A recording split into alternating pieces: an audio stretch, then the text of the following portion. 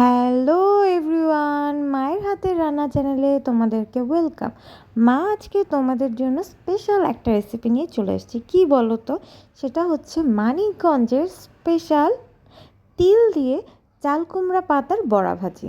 Amazing একটা খাবার। চলো দেখে নিই এতে কী কী লাগছে। প্রথমেই লাগছে সাদা তিলের শাঁস, মরিচ, লবণ, হলুদ গুঁড়ো, মরিচ গুঁড়ো, আর লাগছে চাল কুমড়ার পাতা। এরপর আমরা চলে যাব মেইন ইনগ্রেডিয়েন্টে। আমরা তিল ও মরিচ একসাথে ব্লেন্ড করে তাতে পরিমাণ মতো লবণ, হাফ চামচ হলুদ ও মরিচ গুঁড়া দিয়ে তিলটাকে খুব ভালো মতো মিশ্রণটা মাখাতে হবে।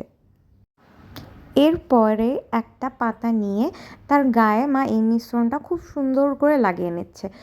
এখানে এক সাইড থেকে ভাঁজ করে করে তাতে সুন্দর করে এই মিশ্রণটা লাগাতে হবে।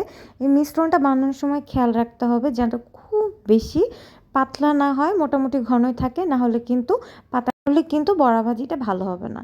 এরপরে ভাজে ভাজে এপিঠ ওপর সুন্দর করে মিশ্রণটা লাগালেই কিন্তু আমাদের বড়া ভাজির জন্য পাতাটা রেডি। এরকম করে মা আরও অনেকগুলো পাতা মাখিয়ে নিচ্ছে মিশ্রণটার সাথে। তোমরা দেখলেই বুঝতে পারবে মা কতটা সুন্দর করে ভাজে ভাজে প্রত্যেকটা খুব কেয়ারফুলি মিশ্রণটা কিন্তু লাগিয়ে নিচ্ছে। এভাবে কয়েকটা যখন আমাদের প্রেপ হয়ে যাবে, তারপরেই কিন্তু এই পাতাগুলোকে আমরা খুব সুন্দর করে ভেজে ফেলবো। ওয়াও, আমাকে এত বেশি টেস্টি অ্যান্ড এত বেশি মজা হয়, মানে আমি তো জাস্ট ওয়েট করে থাকি কখন এই কাজগুলো শেষ হবে, আর কখন মা একটা ভাজি করবে, আর কখন আমি একটা গরম গরম খাবো। উফ, আর তর্স ইচ্ছে না।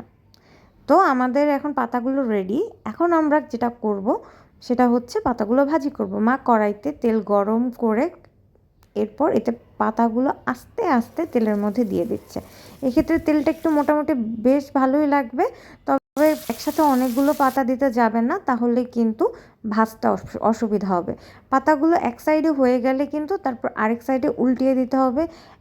অ্যান্ড হচ্ছে যখন দুই সাইডটা খুব সুন্দর ক্রিস্পি হয়ে আসবে, তখন মা কিন্তু এই পাতা ভাজিগুলো তুলে নিচ্ছে।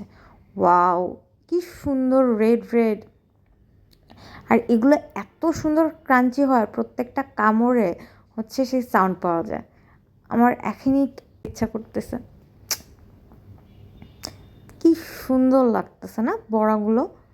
এটা দেখেও খুব শান্তি লাগে। তবে ভাজির সময় এটা খেয়াল রাখতে হবে যে এটা যেন অতিরিক্ত পুড়ে না যায়, তাহলে কিন্তু খেতে ভালো লাগবে না।